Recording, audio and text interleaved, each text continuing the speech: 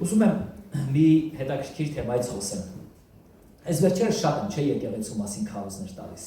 Դե քանի որ եկեղեցում եմ քարոզում, եկեղեցու մասին եմ քարոզում։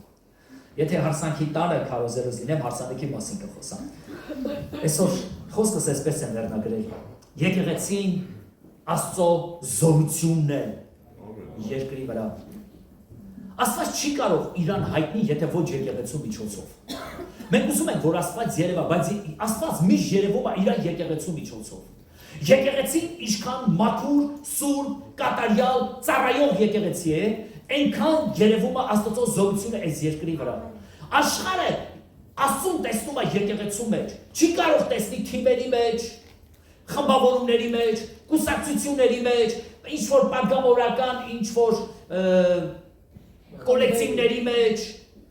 աշխարհը եկեղեցում մեջ կարա մենակ տեսնի Աստծո զորությունը։ Սա պատճառը, որ շատ մարդիկ երբ որ քաղցած են գալիս են եկեղեցի, երբ որ ծարավ են գալիս են եկեղեցի, երբ որ հիվանդ են գալիս են եկեղեցի, երբ որ խնդիրներ ու խնդիրներ ունեն գալիս են եկեղեցի, եւ Աստված եկեղեցու մեջ ծարավ մարդու հագեցնում է, սովածին կերակրում է, հիվանդին բժշկում է, ինչ խնդիր որ ունի տվյալ անձը, Աստված իր եկեղեցու միջոցով սկսում է բավարարել այդ մարդու կարիքները։ Անկամ եթե մեղքեր ու սխալներ ունի, մարդը եթե ուզում է ազատագրվի նոր գա եկեղեցի, ամենաուժեղ ազատագրվելու տեղը դա Տիրոջ եկեղեցին է, որ կարա մարդը ազատագրվի եկեղեցու մեջ։ Որովհետև Սուրբ Գրքի մեջ գրված ասում է, եւ Աստված մեղքը իր մարմնի մեջ դատապարտեց։ Մեղքը ուրիշ տեղ պարտված չի, եթե ոչ եկեղեցու մեջ, որովհետև եկեղեցին է Քրիստոսի մարմինը։ Երբ որ պաշտամունքը գնում էր այդ երկրպագությունը, եղբայրս ասեց, ասում է, նայում է փոքրիկներին, թե ոնց են Տիրոջը երկրպագում, ես մի անգամից մի բան հասկացա։ Եթե փոքրները անգամ Տիրոջը երկրպագում է, սա նշանակում է Տիրոջ ներկայությունը այդ վայրի մեջ կա։ Շատ դժվար է երեխաներին մտցնել երկրպագության ու պաշտամունքի մեջ։ Բայց եթե երկրպագում են մեր փոքրները, սա նշանակում է Տիրոջ ներկայությունը կա։ Եվ Տիրոջը խնդրում է, ասում է, Տեր, այս երկրպագությունը, այս պաշտամունքը իրապես կենդանի պաշտամունք է։ Ես վայելում եմ այդ պաշտամունքը։ Ասում է, թող ազատագրություն բերի քո ժողովրդին։ Ոնց որ Դավիթի պաշտամունքն էր ազատագրություն բերում, դևերը փախնում էին Սավուղից, այնպես էլ թող մեր պաշտամունքը ազատագրություն բերի նրանց, ովքեր որ ներքին խնդիրներ, խնդիրներ, անլուծելու հարցեր ունեն։ Ես հավատացած եմ, որ Տերը ինքը բնակվում է մեր պաշտամունքների, երկրպագությունների, գովաբանությունների ու փառաբանությունների մեջ։ Մենք ինչքան նրան երկրպագենք ու փառավորենք, այնքան ազատագրող հոգին կշրջի այս վայրի մեջ, այս տարածքի մեջ, այս քաղաքի մեջ։ Փառ Տիրոջ է յուրաքանչյուրի համար, Տիրոջ անունով օրհնում եմ ձեզ։ Ես ասեցի, որ եկեղեցին Աստծո զորությունն է այս աշխարհի մեջ։ Աշխարհը կարիք ունի, եկեղեցին այդ կարիքի պատասխանն է։ Աշխարհն ուզում է Աստծուն տեսնի, եկեղեցու մեջ կարելի է Աստծուն տեսնել։ Որովհետև եկեղեցին Աստծո ներկայությունը կրող անձնավորությունն է։ Հին կտակարանի մեջ Աստված հանդես էր գալիս Իսրայել ազգի միջոցով։ Ուր որ գնում էր, Իսրայելի մեջ տեսնում էր այդ Աստծո ամենակարող զորությունը։ Անկամ հեթանոսները հետևյալ բանն էին ասում են սրանց Աստվածը ամենակարող Աստված է։ Եվ մենք գիտենք ոնց որ այն երկրները տվեց Իսրայելի ձեռքը, այնպես էլ մեր երկիրը կտա Իսրայելի ձեռքը։ Աշխարհը հեթանոսները, հին կտականի մեջ հեթանոսները նկատում էին Իսրայելի մեջ ամենակարող Աստծո ուժը եւ զորությունը։ Ասում է, երբ որ ուխտի տապանակը մտցրեցին Իսրայելի մեջ, գրված է, որ բոլոր ժողովուրդը աղաղակեցին, այնքան բարձր աղաղակեցին, որ գրված է, փղշտացիները սկսեցին դողալ եւ ասեցին, ամենակարող Տերը մտավ իր ժողովրդի մեջ։ Պատկերացնում եք ինչ է կատարվում։ Երբ որ Աստծո ներկայությունը, չեմ խոսում հետոյի մասին, այդ նրանք այդպիսի կարծիք ունեն, բայց իրականության մեջ Աստված բացակայում էր այդ ժամանակ, որովհետև Իսրայելի մեջ մեղք կար եւ պարտվեցին այդ պատերազմի մեջ։ Բայց նրանց կարծիքը հետևյալն էր, որ Աստված մտավ Իսրայելի մեջ։ Աստծուն որտեղ կարան մարդիկ տեսնեն, եթե որ մեր մեջ։ Մենք ուզում ենք Աստծուն տեսնենք, նայիր քո կողքինին ու կտեսնես նրա մեջ այդ Աստծո զորությունը։ Ինչքան որ քո կողքինին սիրես, այնքան դու Աստծո ներկայությունն ես սիրում։ Որովհետև չես կարող այդ անջերևույթ այդ մեծությանը սիրես, որովհետև ոչ դու նրան տեսնում ես, ոչ պատկերացնում ես, ոնց կարաս մեկին, որ չես տեսնում, չես սիրում նրան սիրես, բայց երբ որ մենք մեկս մյուսից մեջ իրար սիրում ենք, այդ Աստծուն ենք սիրում։ Մենք սրանով ենք ցույց տալիս, որ Աստված սեր է։ Տերը հենց այդպես էլ ասեց։ Եթե իրար սիրեք, սրանով աշխարհը կհասկանա, որ դուք ինձ սիրում եք եւ դուք իմ աշակերտներս եք։ Մենք չենք կարող ինձ ձեր ապացուցենք, որ մենք Աստծուն սիրում ենք։ Ես Աստծուն սիրում եմ, բայց կներեմ, որ ձեզ չեմ սիրում։ Աստծուն ես տեսել եմ։ Ես Աստծուն պատկերացնում, գրված է ոչ մի պատկեր ինչ չտաս։ Ոչ տեսել եմ, ոչ է կարողանում եմ պատկերացնել, բայց հետաքրքիր է իրան ոնց սիրել։ Դա նույնն է ինչ որ մեկի միտքը սիրել, ոչ գիտեմ ինչ է մտածում ոչ բան։ Բայց երբ որ մենք իրար սիրում ենք, սա նշանակում է, որ մենք սիրում ենք այն Աստծուն, որը ապրում է մեր մեջ։ Հալելույա։ Դրա համար եկեք իրար շատ սիրենք։ Որովհետև հենց սրանով մենք ցույց ենք տալիս, որ մենք աստվածապաշտ ժողովուրդ ենք։ Ուրեմն Աստծո աշկերով եկեղեցին իս ձև ենք մենք տեսնում, իս ձև ենք մենք պատկերացնում։ Գիտեք, Աստված երբ որ նայում է եկեղեցուն, Աստված եկեղեցին ուրիշ ձև է տեսնում։ Երբ որ մենք ենք նայում եկեղեցուն, մենք եկեղեցին ուրիշ ձև ենք պատկերացնում։ Աստված երբ որ եկեղեցուն նայում է, ամենաառաջին կետը, որ ուզում է ուշադրություն դարձնել, ինքը նայում է որպես աղոթող եկեղեցի։ Որովհետև աղոթող եկեղեցին Տիրոջ երեսը փնտրող եկեղեցի է։ Եկեղեցի մենք ոչ միայն երկողներ ենք, մենք ոչ միայն եկեղեցի հաճախողներ ենք, այլ մենք Տիրոջը խնդրող ժողովուրդ ենք լինելու։ Աղոթքը դա ամենահզոր պատերազմն է, որ քրիստոնյան ունի իր ապրոց կյանքի մեջ։ Սա պատերազմը։ Պողոս առաքյալը այսպես ասում, ասում է ինձ համար էլ աղոթեցեք։ Պողոսը առաքյալ լինելով ինքը խնդրում էր, որ իր համար աղոթք բարձրացնեն։ 2-3 անգամ Պողոս առաքյալը խնդրում է հետևյալ խոսքերը. ինձ համար էլ աղոթեցեք։ Աղոթեցեք, որ իմ շուրթերի վրա խոսք լինի, աղոթեցեք ինձ համար։ Ինչի համար էր Պողոսը ասում աղոթեցեք, եթե ինքը առաքյալ լինելով ինքն էր ժողովրդին սովորեցնում։ Բայց ինքը այդ պատերազմի մեջ կարիք ուներ։ Մենք պատերազմի ժողովուրդ ենք, սա նշանակում է մենք աղոթող ժողովուրդ ենք։ Աղոթող ժողովուրդը իրանք պատերազմի ժողովուրդ են։ Մի 2 օր առաջ իմ հերթական աղոթքի ժամն էր, որ արտացա եւ սկսեցի Տիրոջը խնդրել։ Մի հետաքրքիր միտք եկավ, մի հատ խոսք եկավ ու միտք եկավ, որ ուղարկեմ այդ խոսքը մի ազնվորության։ Ասեցի, բայց ո՞նց կհասկանա, որ ես ուղարկեմ սա։ 1000 անգամ մտածեցի, արդյոք ճիշտ կհասկանա, սխալ կհասկանա բան։ Ամեն դեպքում ասեցի, աղոթքից ժամանակ ա ծնվել, սպասի ուղարկեմ։ Մի կասես խես ուղարկեք, ասեմ կներես, երևի ճիշտ չեմ արել, թե վերջապես ուղարկեցի, մեկ էլ հաջորդ օրը առավոտյան պատասխանն եմ կարդում։ Ասում եմ, գիշերը արթնացել էի, ու ահավոր բաներ հետս կատարվում, ես չգիտեմ այդ ինչ էր կատարվում, ահավոր ծանր վիճակի էի, ասում եմ, մեկ էլ նկատեցի, որ դու ինչ-որ խոսք ես ուղարկել, նամակ ես ուղարկել, ասում եմ, բացեցի և ճիշտ այն էր, ինչի կարիքը ես ունեի։ Չհարցրեցի թե ինչի կարիք ունեիր, որովհետև ես գիտեմ, որ Տերը ինքը գիտի։ Ես գիշեր աղոթում եմ, և մի անձնավորություն եկավ աչքերիս առաջ, և որ իրան օրհնության խոսք ուղարկեմ։ Մի հատ օրհնության խոսք ուղարկեցի։ Ընդամենը մի քանի վայրկյան հետո մեկ է պատասխան։ Զարմացա, բայց ինքը ինչի արթուն։ Գրեցի, եղբայր, ինչի մարես այս ժամին արթուն։ Ասեց, չգիտեմ, խի եմ արթուն, աշխատանքից տուն եմ գնում գիշերվա ժամը 4-ին։ Բայց մի բան գիտեմ, որ դու արթնության մարդ ես, Տերը քեզ արթնացնում է, որ մեզ արթուն պահես։ Երբ որ այդ խոսքերը կարդացի, ասում եմ, ես հասկացա, որ դու արթնության ազնվորություն ես ու Աստված ուզում է, որ ես արթուն մնամ։ Հիմա ինչի մասին եմ ուզում խոսալ։ Գիտեք, որ հաճախակի Աստված մեզ պատերազմի ականջում, որով մենք պատերազմում ենք, մենք մտածում ենք, որ պատերազմը միայն ինչ-որ մարդկանց սպանելով կամ ես իմ բարձր գոռալով կամ աղաղակելով, ոչ։ Երբ որ մենք սկսում ենք ինչ-որ մարդկանց համար բարեխոսություն բարձրացնել, սա պատերազմի կյանք է։ Ես գիտեմ, որ ես էլ աղոթքի պատասխան եմ։ Ես համոզված եմ, որ ձեզանից որոշները ինձ համար աղոթում եք։ Եթե ինձ համար աղոթ չլինի, ես շատ շուտ կընկնեմ, որովհետև ես ոչ առաքյալ եմ,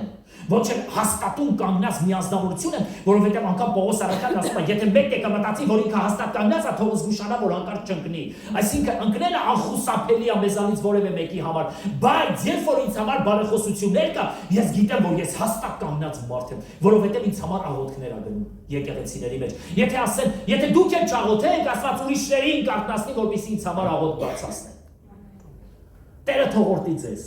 Աղոթքի մարդ եղեք։ Աստված ամենաառաջինը, որ ուզում է իր եկեղեցին տեսնի, ուզում է աղոթքի եկեղեցի տեսնի։ Եկեղեցի մենք աղոթքով ենք տարբերվելու։ Մարկոս ավետարան 11-րդ գլուխ 17-րդ համարի մեջ այսպես է գրված։ Ասма գրված չէ, որ իմ տունը աղոթքի տուն պետք է լինի։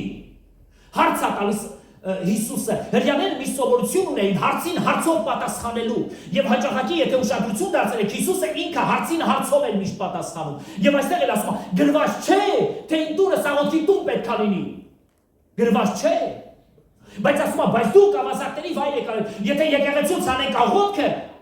եկեղեցին կդառնա ավազակների վայր ամեն ինչ կկատարվեց եկեղեցու մեջ բացի Աստված փնտրելուց որովհետեւ աղոթքը օգնում է մեր կախվածությունն է ցույց տալիս առ Աստված։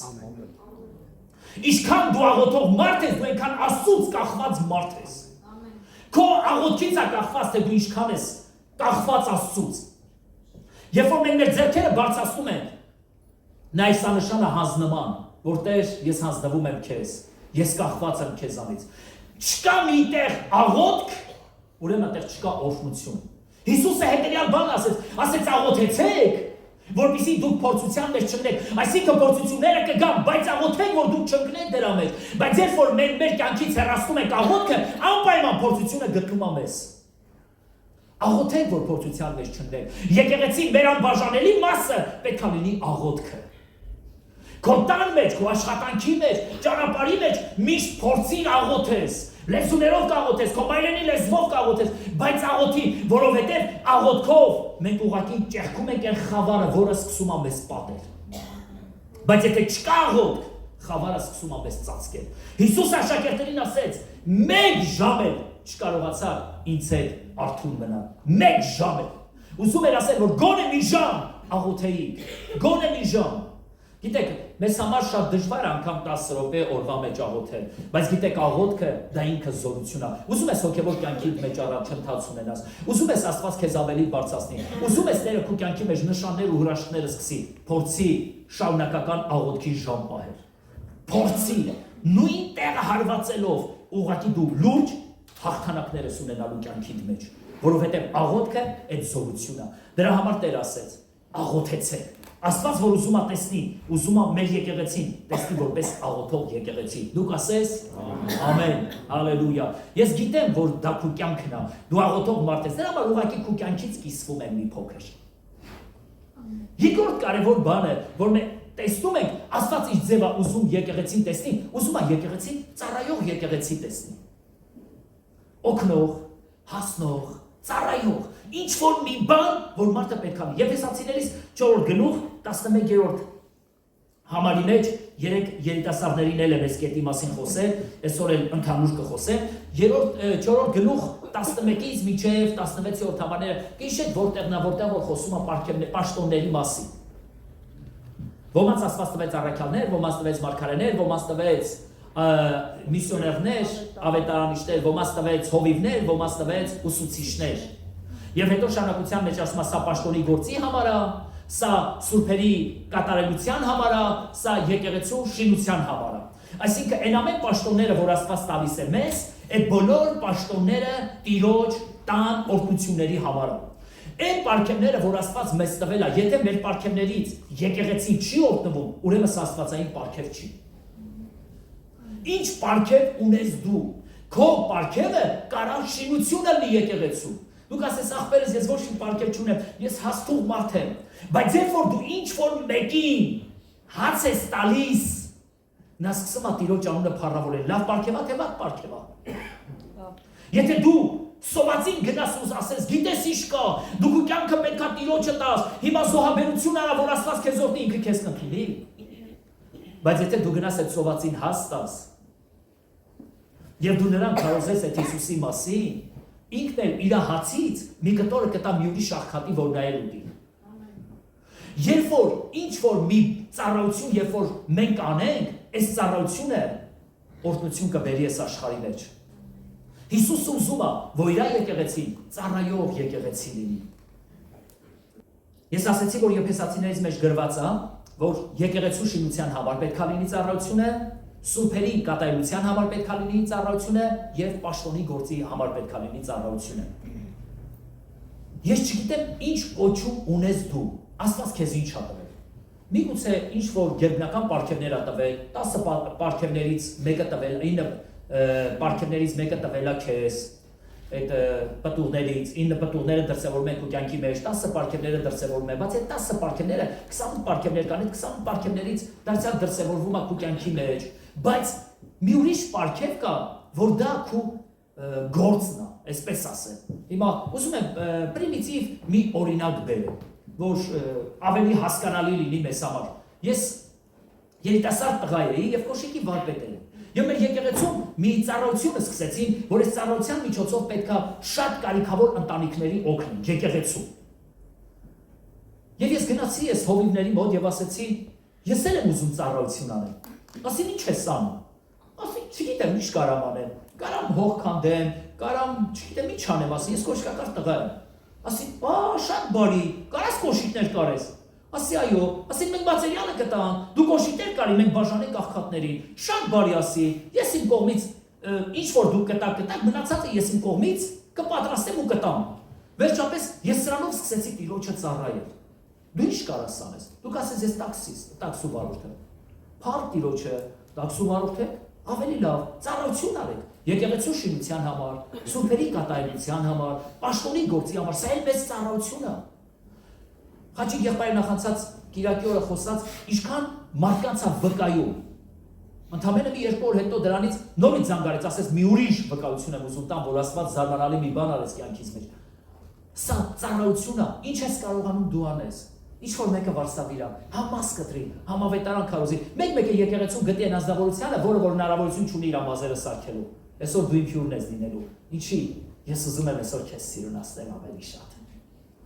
Ուզում եմ անպայման դու հյուր գաս ինձ։ Փառք Տիրոջը։ Սա էլ է ծառայություն։ Այ ես ոչ մի բան չեմ կարող անել, բայց ինչ ես կարող։ Ես մենակ կարող եմ խորեղեն թխեմ էլ շատ այդեն փառք Տիրոջը։ Գտի մեկին, որը չի կարողանում։ Նրան մի կտոր խորեղ են օրտնի։ Սա էլ է ծառայություն։ Ինչ կարող անենք։ Սա ծառայություն է, սուրբեր։ Երբ որ ինչ որ մի բան դու անում ես, սա ծառայություն է։ Ծառայությունները մենակ երկելը չի։ Մենք էլ ենք նստած տեղից երգում։ Քարոզելը չի։ Դուք էլ եք ամբողջ օրը քարոզում։ Ծառայությունը դա այն է, ինչ որ Աստված տվել է մեզ։ Եկեք ուղղակի, այն ինչ որ մենք անենք եկեղեցու շինության համար, սուրբերի կատարելության համար եւ պաշտոնի գործի համար ամբողջ սրտով անենք։ Երրորդ կարևոր բանը, որ Աստված ուզում է մեր եկեղեցու մեջ տեսնի, եկեղեցին պետք է լինի ցանող եկեղեցի, տվող եկեղեցի, սերմող եկեղեցի։ Դες դուք ասես, փողի մասին է խոսքը։ Այս անգամ փողի մասին է։ Եթե դու այդ ձևս ես ասում։ Եկեղեցին պետք է ցանող եկեղեցի։ Եթե մարդը ցանելու ձևը չգիտի, ինքը երբեք հնձելու ձևը չի իմանալու։ Եթե դու ցանելու դաշտ չունես, դու հնձելու դաշտ չես ունենալու։ Դու աշնանը կհնձես այն, ինչ որ գարնանը դու ցանել ես։ Եվ դու գարնանը կհնձես այն, ինչ որ աշնանը դու ցանել ես աշնանացանի։ Մենք հնձում ենք այն, ինչ որ մենք ցանում ենք։ Մենք չենք կարող հնձենք ավելին, եթե մենք երբեք չենք ցանել։ Սուրբ գրքի մեջ Աստված մեզ սովորացնում է, մեկի տեղ 30,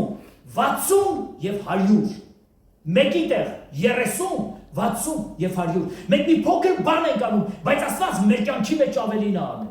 Որովհետև սա իր գործն է։ Եկեղեցին պետք է լինի տվող եկեղեցի։ Եկեղեցին պետք է լինի ցանող եկեղեցի։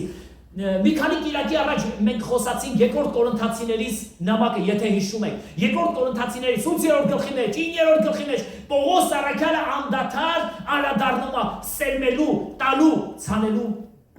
Ու մենք մտածում ենք ինչի, միթե Աստված։ Որոշ մարդիկ այսպես են ասում, դա 5 կտակարանին է վերաբերում։ Լավ 5 կտակարանին է վերաբերում։ Եկեք մենք նոր կտակարանով վարվենք։ Նոր կտակարանի մեջ գրված է մարդիկ ագարակները ծախում էին վերում տալիս առաքյալներին։ Լավ,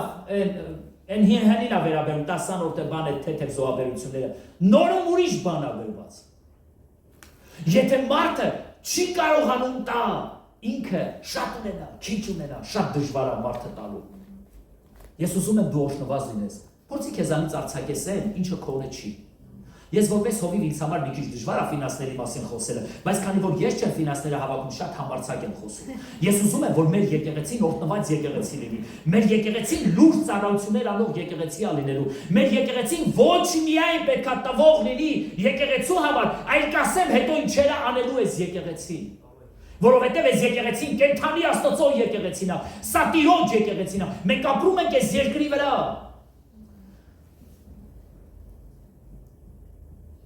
Նեղություններով, դժվարություններով, օրհնություններով փորձել եք մեր կյանքը մեկ համեմատենք առաքյալների կյանքին։ Պողոս առաքյալը ամբողջ օրը բանտարկությունների մեջ էր, ծեծերի մեջ էր, նեղությունների մեջ էր։ Ամբողջ կյանքը դրել էր Տիրոջ համար։ Հələ մեր կյանքը համեմատենք մեկ է Պողոս առաքյալի կյանքը։ Աղբերս լավ չի գործերը։ Չէ, անեց գիտակ ես, դու լավ ավտո չունես, անեց գիտակ ես։ Դու անեց գիտակ ես, ես չունես, դու անեց Պողոս առաքյալը ոչ մի բան չուներ։ Գրված չի որ ձի ուներ։ Էշեր չուներ, գրված չի դրա մասին։ Բայց ամբողջ օր ավետարան էր քարոզում։ Ստեղից ընդեղ էր ծեծուտում։ Հետո գնում էր ընդեղ էր ծեծուտում։ Մի անգամ էր օծը կծեց։ Ասեցին, եթե սա արդար մարտելներ, իժը սրան չէր գցի, ուրեմն սա արդար չի։ Պատկերացնում եք ինչ կարծիքներ կար Պողոսի անվան դիմաց։ Եվ նայում եք Սուրբ գրքին, նայում եք էլի ուրիշ բաներ եք տեսնում Պողոսի կյանքի մեջ։ Ասում են ներսից հալածվում են, դրսից հալածում են ինձ, սուրբ եղբայրները հալածում են ինձ։ Անգամ ասում են դու եկեղեցիներդ ինձ հաղորդություն չտվեցիք։ Այսինքն ամբողջությամբ անարգված կյանքով էր ապրում Պողոս առաքյալը, ինքը առաքյալ լինելով հանդերձ։ Դա տեսեք ինչ ասում այդ մարդը։ Ասում է ինձ նմանվեք, ոնց որ ես եմ Քրիստոսին։ Լավ այ աղբեր ջան, Աստված չանի քեզ նմանվեք։ Մեզ ինչ եղե որ քեզ նմանվեք։ Պողոս առաքյալը այդքան ճանապարհներ, այդքան նեղության, տառապանքի, դժվարության կանգնում է ժողովրդին ասում է. ինձ նմանվեք ոնց որ ես եմ Քրիստոսին։ Դժվար մենք այդ բանը կասենք ժողովրդին։ Մանավանդ եթե այդքան հաջողությունները չունենք։ Մենք այսօր օրդությունը հասկանում ենք մի բանով։ Այդ մարդը ամբողջ ինտերնետով հանրաճանաչա, որովհետև սա իր մասին է խոսում, իմ մասին է կգրեք, ամբողջ ինտերնետը գրեք, հայտնի մարդ դառնա։ Ճանաչված է, կատակ եմ անում, չանեք է ձեր բաներ։ Երկրորդը ճանաչված է, որովհետև ինքը շատ գումարներ ունի, Պողոս առաքյալը ընդհանրապես այս ձևի բաներով ճանաչված չէր։ Իրան հալածում են, նեղացնում են, բայց ինքը ծառայող մարդ էր։ Ինքը ծառայում էր, ինքը սովորեցնում էր։ Եվ այդ նույն Պողոս առաքյալը հետևյալ բանն է սովորացնում Կորինթացիներից նամակի մեջ, ասում է հավաքեք, որ երբ որ գամ այդ ժամանակ չսկսեք հավաքելը, որովհետև նրանք տվող եկեղեցիներ էին, ցանող եկեղեցիներ, բայց եկեղեցիներ կային, որ չէին էլ անում, բայց Տեր ասում է Լավոդիկե եկեղեցին, Մակեդոնիայի եկեղեցին ասում է իր աղքատությունից ավելին արեց, իր աղքատությունից ավելին արեց։ Եկեղեցի մենք երբեք նման չենք լինելու աղքատ եկեղեցու, որ փող մուրանք։ Այս եկեղեցին պետքա երկու կարևոր ու լավ բան ունենա։ Մեկը պետքա ինքնաբավ եկեղեցի լինի, ինքնաբավ, որ մենք մեր խնդիրները կարողանանք բավարարենք։ Շատ մարդիկ ինձ ասում են,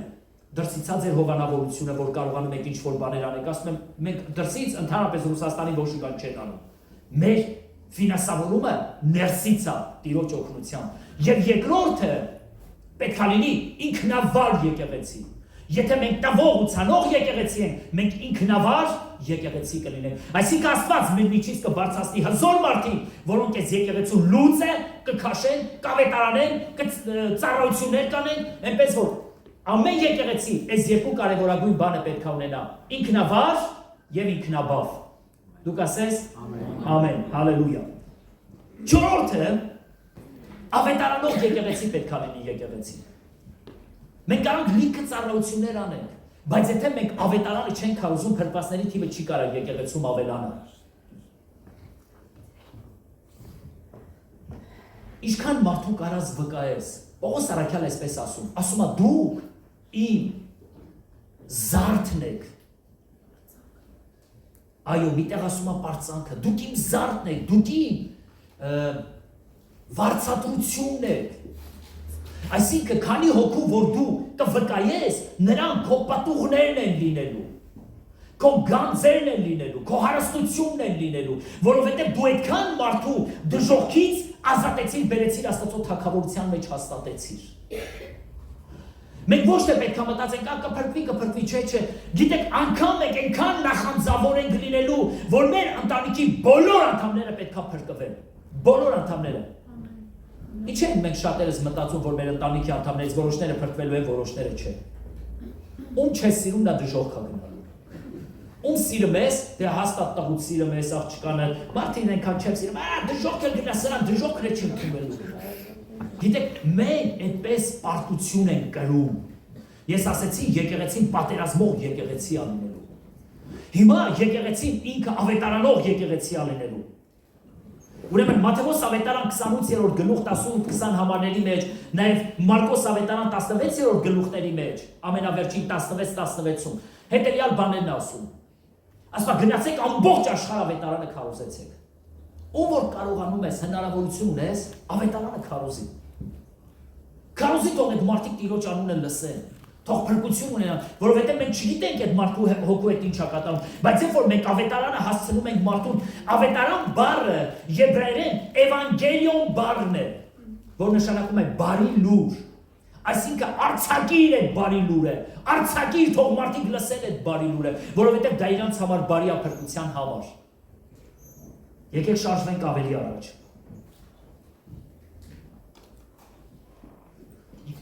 Ուրեմն Եսայիա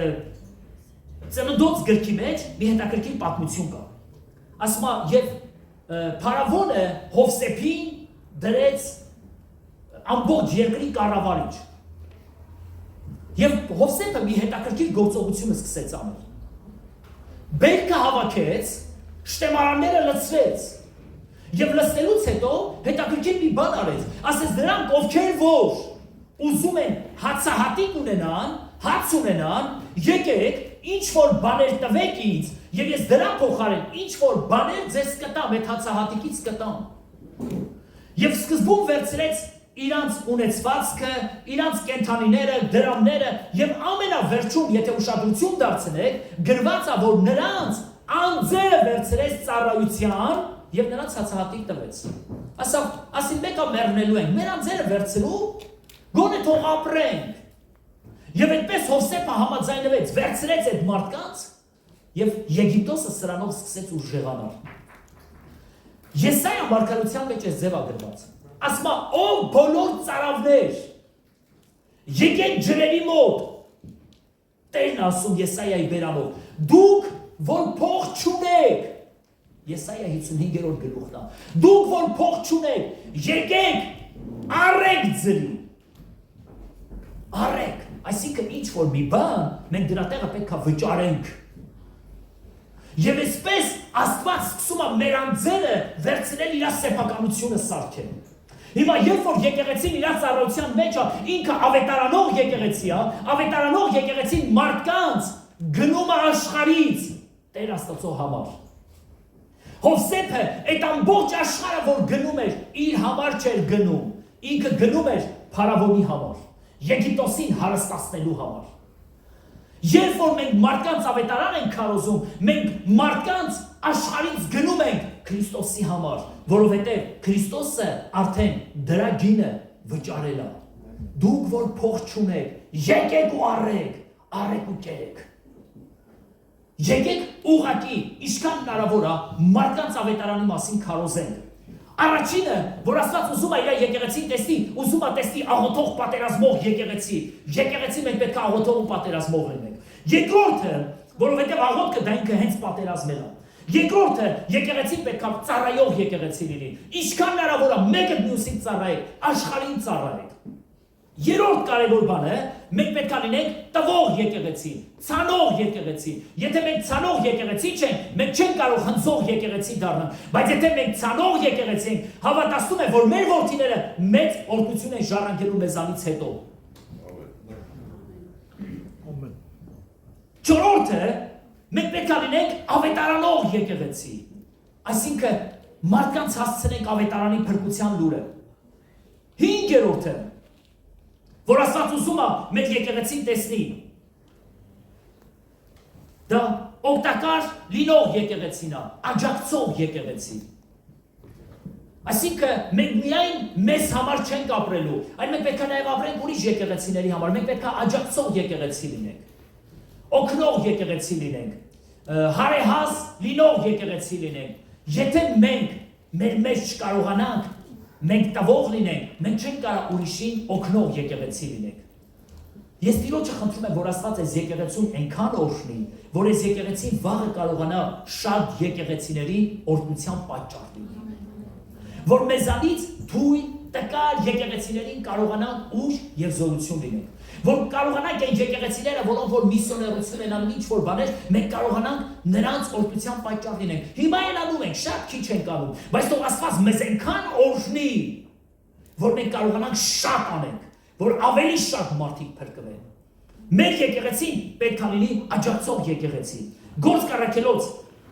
6-րդ գլուխ առաջի խոսքից հետևյալ բանն է գրված։ Ասպա եւ առաքյալներն ասեցին. եկեք մեր մեջից մարդիկ ընտրենք, որոնք սուրբ ոգով եւ իմաստությամբ լեցուն են, եւ մենք ավետարանի խոսքը չթողնենք եւ գնանք մարդկանց ծառայություն անենք, որբերին, որբևայրիներին, կարիքավորներին, եկեք մարդիկ ընտրենք եւ ընտրեցին 7 հոգի եւ նրանց ձեռնադրեցին ու սարկավագներ կոչեցին։ Սարկավագ այսինքն սեղանների սպասավորներ։ Եվ նրանց ուղարկեցին եւ ասեցին գնացեք։ Այսինքն եկեղեցին պետք է լինի աջակցող եկեղեցի։ Եթե այդ ժողովուրդը դժվար վիճակի մեջ են, ինչ անենք։ Մենք չենք կարող ավետարանի քարոզությունը թողնենք գնանք ուրիշ բաներով զբաղվենք։ Եկեք մեր միջից ընտրենք իմաստուն եւ սուրբ հոգով լցված մարդիկ, թող նրանք գնան այդ ծառայություն անեն։ Եվ առաքյալները ընտրեցին մարդիկ եւ նրանց օրհնեցին եւ ուղարկեցին։ Եվ նրանք գնացին ու սկսեցին։ Մենք գիտենք դրա մեջ Ստեփանոսն էր, որը որ հզոր ավետարան քարոզեց եւ քարտոծվեց, դրա մեջ Փիլիպոսն էր, որը առաքելական կոչում ուներ։ Այսինքն մարդիկ կային, որոնք որ ընտրվեցին, բայց նրանց պաշտոնը Աստված ավելի մեծ էր արել։ Եւ Աստված զարմանալի բաներ արեց նրանց միջոցով։ Այո, Տերը ուզում է, որ մենք լինենք աջակցող եկեղեցի։ Գործք Առաքելոց 11-րդ գլուխ 28-ից 30 համարների մեջ Պողոս առաքյալն ասում է Մարգարեն գալիս է եւ սկսում է մարգարեանալ եւ հետեւյալ բանն ասում, որ Երուսաղեմում սով է։ Եվ եկեք օգնենք, ձեռք մեկնենք Երուսաղեմի եկեղեցուն եւ գրված է, որ նրանք ֆինանսներ հավաքեցին եւ մարդիկ ընտրեցին եղբայրներ եւ նրանց ձեռքերով ուղարկեցին այս ամենը։ Ինչեւ այս օրինակները բերում։ Եկեղեցին պետք է լինի աջակցող եկեղեցի։ Մենք չպետք է վատը զգանք, որ ինչ-որ մի եկեղեցու օգնենք, ընդհակառակը լավ պետք է զգանք, որ մենք օգնենք։ Եթե մենք ցանող ենք, հիմա որպես եկեղեցի մենք պետք է ցանող լինենք։ Եթե մենք ցանող ենք, մենք նաև կարանք հնձող եկեղեցի լինենք։ Մենք կարանք օրհնություններով լեցուն եկեղեցի լինենք, որովհետև մենք հավատում ենք, որ օրհնությունները երկնքից է գալիս։ Դուք ասես ամեն։ Աստված կարա մեզանից վերցնի, Աստված կարա մեզ ավելի տա։ Սա իր ձեռքի գործն է։ Ինչ ուզենա Տերը, այն էլ կանի։ Դրա համար մեր եկեղեցին 5-րդը պետք է լինի աջակցող եկեղեցի։ Հարազատ եղբայրներ, հարազատ քույրեր, մենք պետք է կարողանանք աջակցենք այն եկեղեցիներին, ովքեր մեր կարիք ունեն։ Մի հետաքրքիր պատմություն բերեց Հիսուսը, ասես մի մարդ Երուսաղեմից գնում էր դեպի Երիքով։ Եվ ընկավ ավազակների ձեռքը։ Հասկանալի է այդ պատմությունը, բոլորդ գիտեք, ինչ գործ ուներ Երուսաղեմի մարդը գնար Երիքով։ Թող չգնար ձեռքներն չգներ, փեթանոսների հետ ինչ գործ ուներ, բայց գնացել է։ Մենք հաճախակի, երբ որ դրվագը տեսնում ենք, սկսում ենք այս մարդուն դատապարտել։ Դու այս արել եմ, գախիկ սպանել, մորթեք պրսնեմ, արել եմ, ինչ արել եմ։ Քահանան է ձեր մտածեց, արել եմ, վсё։ Սարկավագնել է ձեր մտածեց։ Դավա։ Բայց մի հատ օտարազգի կար սամարացի, եկավ նայեց, հասկացավ, որ ղրգելու վաղտը չի, հմիկինքը օգնելու կարիք ունի, ինչով կարանք օգտակար լինենք սրան, գրված է դեղ ու դալման դրեց և տարավ պանդուկապետին տվեց և պանդուկապետին է վճարեց, տեսեք ինչքան գործողություններ անում, նա ցանում է իր ազնականից, իր սեփականից, միայն թե այս մարդուն կյանք տա, և Հիսուսը հետևյալ բանն ասում եմ ես ձեզ, ով էր այս մարդու ընկերը, ասում է օտարազգին, սամարացի, տեսեք, նրանք հրյաներ էին, կողքով անցան, ոչ մի բան չարեցին, բայց այս օտարազգին կանգնեց ու ողորմություն արեց։ Այսինքն, սրանով ինչ է իմ ամբողջ ասածը։ Նա, ով որ քո օգնության կարիքը ունի, դու կարող ես նրա համար լինել լավ ընկեր։ Եկեք որպես ընկերներ, ուղղակի որպես եկեղեցի, աջակցող եկեղեցի լինենք։ Եվ ամենավերջինը, որը նաև ես նկատել եմ, որ մեր կյանքի մեջ դա կա, բայց թող Աստված ավելի զարգացնի, դա համագործակցող եկեղեցիներն են։ Համագործակցող եկեղեցիներ։ Պողոս առաքյալը նամակներ էր գրում եւ ասում էր թող այս նամակները կարդացվի նաեւ ուրիշ եկեղեցիների մեջ։ Այս մի եկեղեցուն կապում էր մեկ ուրիշ եկեղեցու հետ, որովհետեւ այս մի եկեղեցին օգնի մյուս եկեղեցուն, մյուս եկեղեցին օգնի մյուս եկեղեցուն եւ նրանք աջակից էին լինում։ Ապողոսին ղրգում էր միտեղ, Տիմոթեոսին ուղարկում էր միտեղ, Տիտոսին ուղարկում էր միտեղ եւ այս եկեղեցիներին իրար հետ կապում էր ծառայողներով։ Սա համագործակցող եկեղեցին է։ Եկեղեցին նաեւ պետք է լինի համագործակցող։ Եկեղեցին այն եկեղեցին չի լինելու, որ այ մարդ մեզ հետ գործ չունեք։ Կանաչը կարմարեն եղեք, մեզանից էլ հեռու եք։ Եկեղեցին պետք է լինի համագործակցող եկեղեցի։ Եթե մենք համագործակցող չենք, գիտեք ում ենք նման, մեր հարևան ունեք, չէ, որ վաբշե հյուր չի կանչեմ իրակում։ Վաբշե։ Ոչ մի հյուր, ոչ մի բան, ինքը իրանով, ուտմա, խմեմ, քնեմ։ Բայց որպեսզի մենք այդ հարևանին չնմանվենք, դե գիտեմ, որ մեր մեջ այդ ձեռքը չկա։ Որպեսզի մենք այդ հարևանին չնմանվենք, մենք հյուր ենք կանչում։ Եկեք այսօր մեր տուն իրար հետ հաց ուտենք, կոֆե խմենք, ուրախանանք, զվարճանանք իրար հետ։ Եվ դրա համար մենք կոչվում ենք համագործակցող եկեղեցի։ Այն եկեղեցին, որը որ բոլոր դռները փակ է, նա ոչ համագործակցող եկեղեցի է, բայց Աստված ուզում է, որ մենք համագործակցող եկեղեցի լինենք։ Տերը չի ուզում, որ մենք մեր ունեցածով, մեր ուժերով պարփակված լինենք։ Աստված ուզում է, որ մենք համագործակցող եկեղեցի լինենք։ Սա պատճառը նաև որ Համարը մենք ճամբարներ են կազմակերպում, ինչքան լավ է, տարբեր եկեղեցիներից գալիս են, օրհնվում են, մենք ենք օրհնվում, փառաբանում ենք, Տիրոջը մեծարում ենք։ Այս տարի որոշել ենք, եթե Տերը կամենա, համագործակցությունը տեղի ունենալու Սև ծովի ափին։ Գնանք այնտեղ հանդիպենք։ Այնտեղ Տիրոջը փառաբանենք, այն մնացած եկեղեցիների հետ, ում հետ որ ընդհանրապես ոչ մի համագործակցություն չեն ունեցել։ Տերը ուզում է, որ մենք համագործակցություն ունենանք։ Սա է պատճառը, որ ժամանակ առ ժամանակ հյուրեր ենք հրավիրում։ Որ այդ հյուրերը գան, Տիրոջը փառաբանենք միասին, իրանց սրտի պատգամը տան եւ միասին Տիրոջը երկրպագություն բարձրացնենք։ Սա համագործակցություն է։ Տեր ուզում է, որ մենք համագործակցենք։ Աստծո եկեղեցի, սիրեք իրար հետ համագործակցել։ Դուք ձեր ունեցածով, դուք ձեր կարողությունով ինչ որ մարդկանց հետ համագործակցական կապեր պահեք։ Սրա մեջ Տերը կփառավորվի ավելի։ Բայց երբ որ մենք մեզանով ենք զբաղված, մենք ոչ մի բան մեզանով չեն կարող հասնենք։ Հիսուսը միշտ ուրիշների կողքին էր եւ ինքն էր սովորացնում։ Ձեզանի խնդրողներին տվեք, օգնեք։ Եվ ինքը այդպես էր, ստեղ էր լինում, այնտեղ էր լինում, ամենտեղ լինում էր եւ այդ համագործակցության կապը պահում էր։ Ես ձեզ ավելին ասեմ։ Մարդկանց բժշկում էր։ Չէր ասում նվիրատվությունը Մովսեսի պատվիրած գցի գանձանակի մեջ է։ Ասում էր տարեք, քահանային տվեք։ Բայց քահանաները ծրագրել են Հիսուսին ձերբակալել։ Հետաքրքիր մարդ է, չէ՞, Հիսուսը եղել երկրի վրա։ Փոխանակ վատը ծրագրեր, ասեր, «Էլ դրանց ոչ է գումար չտակ, թող գնասան անկանան դրանք»։ Ընդհակառակը ասում էր, տարեք, այդ գանձանակը գցեք, որովհետև Մովսեսի պատվիրած ընծան դա է։ Ինչ հետաքրքիր է Աստված իր գործելավոճը ցույց տալիս մեզ։ Եկեղեցի, մենք պետք է օրհնության պատճառ լինենք ուրիշ եկեղեցիների համար։ Եթե մենք աճող եկեղեցի ենք, եթե մենք կենթանի եկեղեցի ենք, եթե մենք օրհնված եկեղեցի ենք, մենք պետք է ուրիշների համար կենթաների լինենք։ Իմ խոսքից վերնագիրը հետևյալն էր. եկեղեցին Աստծո զորությունն է երկրի վրա այս աշխարհի մեջ։ Եկեղեցին Աստծո զորությունն է։ Ուզում ես այս եկեղեցին զորավոր լինի, ամենաառաջին կետը կատարի, աղոթող դարձի։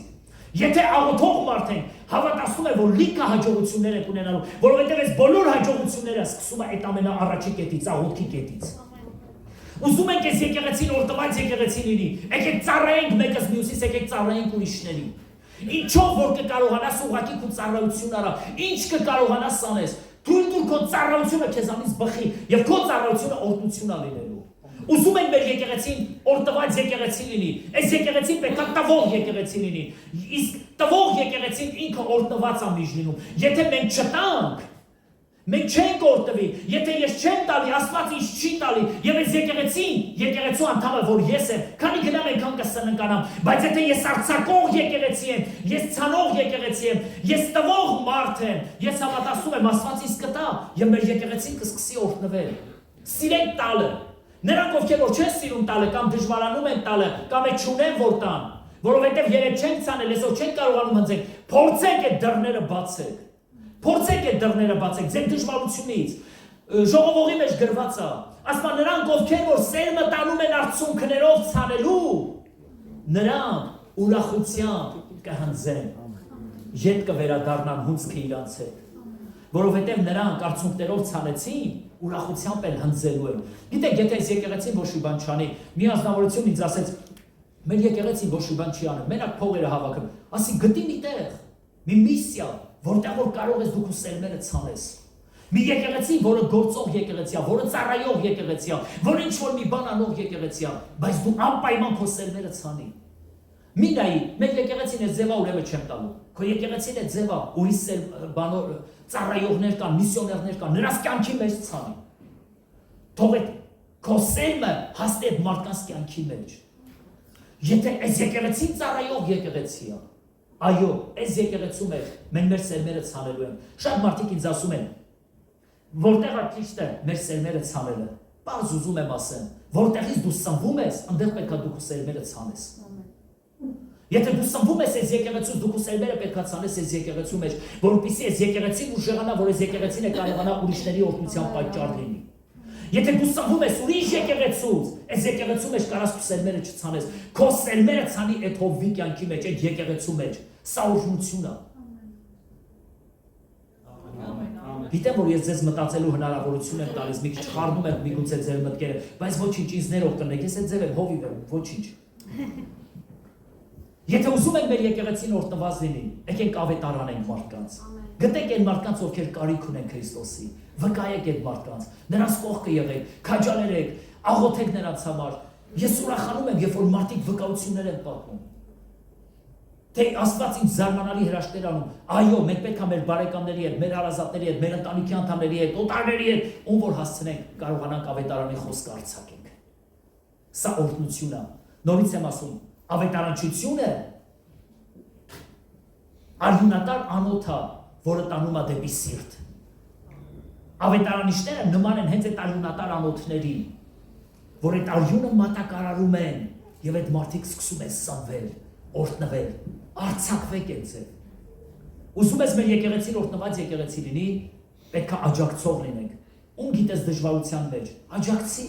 օգնի, ձեռք մեկնի, զորացրու, քաջալերի, խրախուսի, սա աջակցություն է։ Ու կտեսնեք ինչքան շատ կօրհնվենք մենք։ Եվ ամենավերջինը, ուզում եք մեր եկեղեցին օրհնված լինի, մենք պետք է համագործակցող եկեղեցի լինենք։ Երբեք եկեք չսահմանափակվենք։ Գիտեք, որ բացի մեր եկեղեցին էլի կենթանի եկեղեցիներ կան ստեղեք, այս քաղաքի մեջ, թե մտածում եք, որ ամենաճիշտ եկեղեցին մենք ենք։ Ինչքան լավ է, որ Աստված մեր եկեղեցին օրհնել է, թող այն եկեղեցիներն էլ օրհնի, զորացնի, այո, բոլոր եկեղեցիները Քրիստոսը մի եկեղեցի ունի, դա տիեզերական եկեղեցին է, դա վերստին ծնվածների եկեղեցին է։ Այդ մենք ենք մտածում, որ մեր եկեղեցին ամենյալ լավն է, հետաքրքիրը Աստված ինչ աչքերով է նայում, երբ որ ուսումնասիրում ենք հայտնության գիրքը, հայտնության գրքի մեջ ամեն եկեղեցի ուներ իր սխալ, ուներ իր դրական կողմերը, բացասական կողմերը։ Ես համոզված եմ, եթե Տերը նայի մեր եկեղեցում, մեզ կասի մեր սխալ կողմերը, մեր դրական, մեր բացասական կողմերը։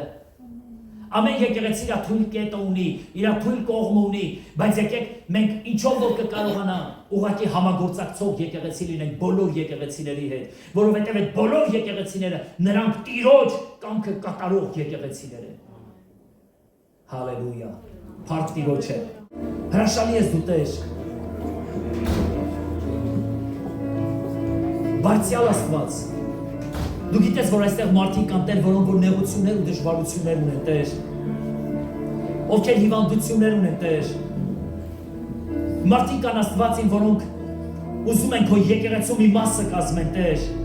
խնդրում եմ վերստին ծնունդ տուր իրանց ապաշխարություն տուր Տեր եւ թող քո եկեղեցու մի մասը կազմեն ով Բարձյալ Տեր։ Քո եկեղեցին քո զորությունն այս աշխարհի մեջ Տեր, մեկնի քո ամենակարող խզոր ձեռքը դու կպի Աստվածի մեզ եկեղեցուն։ Եվ այս եկեղեցու միջոցով Տեր կպի այս աշխարհին Տեր, թող այս աշխարհը տեսնի, որ իսկապես քո ներկայությունը կա այս եկեղեցու մեջ։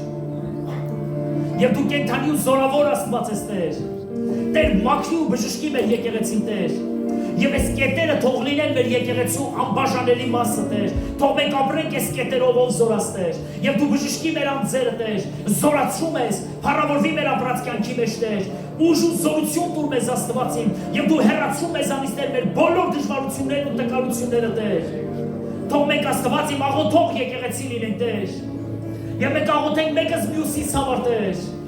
Աղոթենք մեր քույր եղբայրների համար, աղոթենք այս երկրի համար, Տեր, աղոթենք այս քաղաքի համար, աղոթենք մեր ազգի համար, Տեր, որովհետև քեզանից է ողորմությունը, Տեր,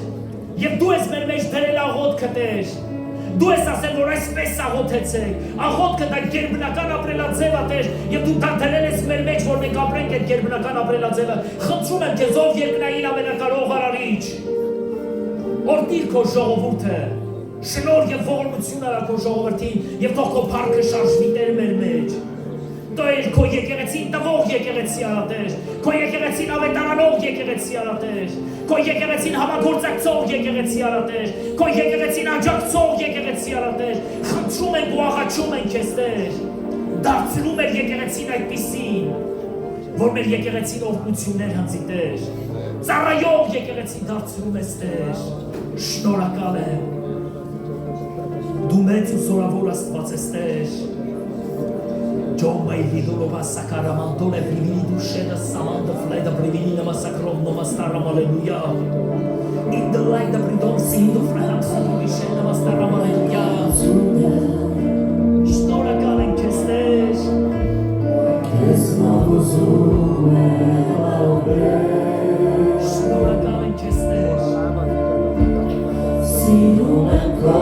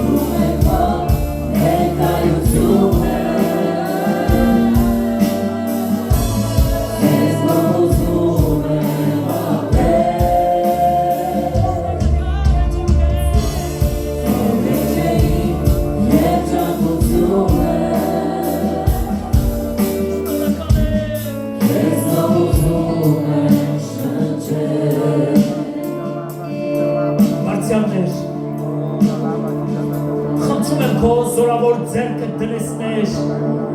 այս եկեղեցու վրա եւ դու օգնես մեր եկեղեցին Տեր թող այս եկեղեցին այս աշխարհի պատասխանը լինի Տեր դու զորացնում ես եկեղեցին Տեր թող մեր եկեղեցին Աստվածին ինչպես որ դու դրել ես դժոխք գնացող ճանապարհի վրա Տեր թող շատ այս եկեղեցու միջոցով երկինք բարձրանա ոչ թե դժոխք գնա Տեր Օրտելով օրտիր մեր եկեղեցին Տեր, Սուրբ Հոգով լեցրու ես եկեղեցին եւ զորացրու ես եկեղեցին Տեր, հաստատի քո ժողովրդի քայլեր ես եկեղեցու մեջ Տեր, եւ թող քո անունը փառավորվի մեր եկեղեցու մեջ Տեր։ Դու հրաշքներ գործող ամենակարող Աստված ես Տեր։ Խնդրում եմ մեր եկեղեցին օգտագործի քո անվան ու քո փառքի համար Տեր։ Եվ շատերը թող օրհնվեն Տեր։ Թող միլիոնավոր մարդիկ փրկվեն Տեր ջան այս եկեղեցու միջոցով։ Թող ամեն մի անձ հազարավոր մարդկանց փրկության պատճառ լինի Տեր։ Շնորհակալ եմ քեզ Տեր։ Օգտագործի թող այս դրական որակները մեր մեջ ապրեն։ Եվ դու օգնիր մեզ, որ մենք գործության պատճառ լինենք Տեր։ Շատ եկեղեցիների համար, շատ մարդկանց համար։ Եվ ամենակարևորը միշտ փառք բարձրացնենք քո անվանը Տեր։ Եվ միայն դու փառավորվի մեր մեջ, հավիտյանս հավիտենից, ամենին Տեր։